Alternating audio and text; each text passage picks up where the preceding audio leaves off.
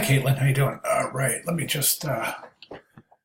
Okay, so I just want to address this. So, my attention when I revise that, I am struggling with the heading because no matter what color I use at some point, the text is hard to read. I agree, and that's problematic. That's real world stuff, right? If I add a banner, then it cuts. If I add a banner, then it cuts off the trees, and I'm not sure if that looks great. And drop shadow, no, I don't suggest drop shadow. As a matter of fact, a lot of designers will tell you that drop shadow is something that you should really, really not use in conjunction with text. And there are some other techniques, but in this specific instance, I just think rearranging the page, and I'll go over that in 1 second.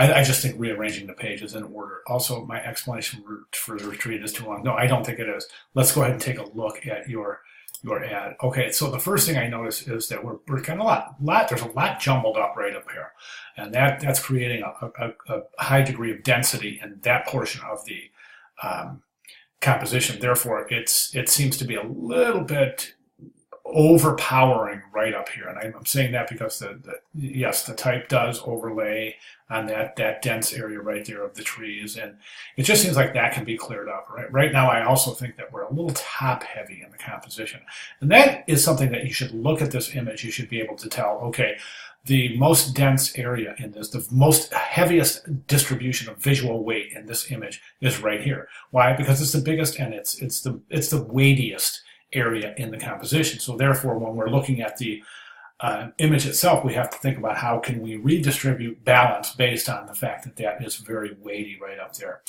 A couple of things I would recommend. This is, first thing I saw is this is set in italic. Don't forget, body copy per Amethyst Space Style Guide should be set in Arial regular. Okay, Arial bold for let me just jump over here, I guess. Arial bold for the headline, Arial bold italic, and that is going to be Arial regular. Okay. Also recommend no indents here and just a space between those two paragraphs. I think that will really loosen up some of the density of that type, making it a little more inviting. That and just some alignment issues, and I think we'll be okay. So basically what I would recommend, well, let me just show you what I've done. I've gone ahead and taken the liberty to make some changes, and let me show you what I did. All right, first I established some hierarchy in that typographic hierarchy, in that we are going to look at the headline first, then naturally move right to the headline, and then naturally move down the page to the body copy. The scale associated and weight associated with the headline, then reducing that a little bit for a subhead, and then even more for the body copy, is establishing good typographic hierarchy, assisting the viewer in knowing exactly where you want them to look first, second, third, etc. Right now, I think that my only, that logo was a little bit high. That's bugging me. And there we go. There we go. That's perfect. Okay, so the other thing I did is I took this subhead away from the headline to reduce some of that densely packed type right there, and I moved it over and placed it in proximity with the body copy.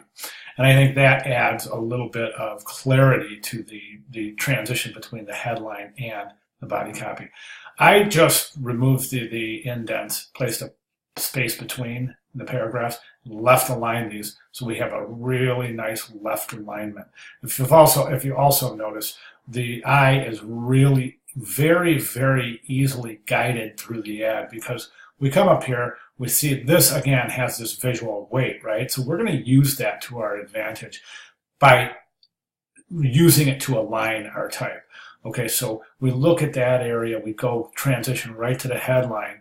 Okay, and note that the R is this is all in alignment right here, and that really creates some page symmetry to allow the viewer to understand this is exactly how we're taking a look through the page. Okay, so we're not jumping around at all. We don't have to go from here, then to here, then indent over here, then here, and then indent here, then down, then over here. Basically, we're just able to go enter the page and then straight down to the contact information and logo. So those would be my recommendations. And yes, this is a real world problem with the type being obstructed by the image. And again, I do not recommend, I'm going to show you a quick technique as long as we're here. Okay, first thing I'm going to do is I'm going to take this type and I'm going to duplicate it. Okay, Now what I'm going to do is I'm going to take this and I'm going to make sure, let me see, let me find my layers. Okay, I'm going to take this type right here and I'm going to change the color to white. Okay, now let me zoom in, and this is a technique that is superior to a drop shadow. But then I'm going to take this type right here and I'm just going to offset it a little bit. Okay, now I can go ahead and select both those, and I'm overdoing this, by the way, just to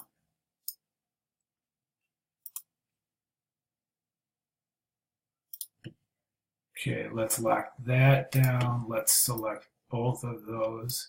Okay, now when I move this back up there, you can see, and again, I've really overdone this, but let's Command 0 this, get it back to full.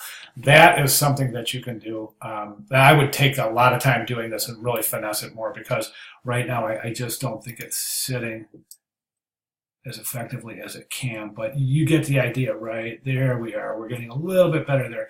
But that's a one technique that you can use to increase the visibility, specifically when you're placing type over a busy image. Far superior to a drop shadow. Let's go ahead and get back where we were. Okay, so there's my recommendations. So other than that, great job. If you have any questions at all, please let me know. Thank you.